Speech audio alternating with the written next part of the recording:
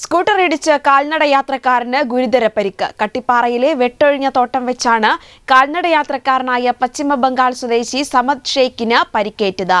ഇയാളെ താമരശ്ശേരി താലൂക്ക് ആശുപത്രിയിൽ പ്രാഥമിക ചികിത്സ നൽകിയ ശേഷം കോഴിക്കോട് മെഡിക്കൽ കോളേജ് ആശുപത്രിയിൽ പ്രവേശിപ്പിച്ചു. കട്ടിപ്പാറയിലെ വെട്ടൊഴിഞ്ഞ തോട്ടം എന്ന സ്ഥലത്ത് വെച്ചാണ് കാൽനട യാത്രക്കാരനായ അതിഥി തൊഴിലാളിക്ക് സ്കൂട്ടർ ഇടിച്ച് ഗുരുതര പരിക്കേറ്റത്. പശ്ചിമ ബംഗാൾ സ്വദേശി സമദ് ഷെയ്ഖിനാണ് അപകടത്തിൽ പരിക്കേറ്റത്.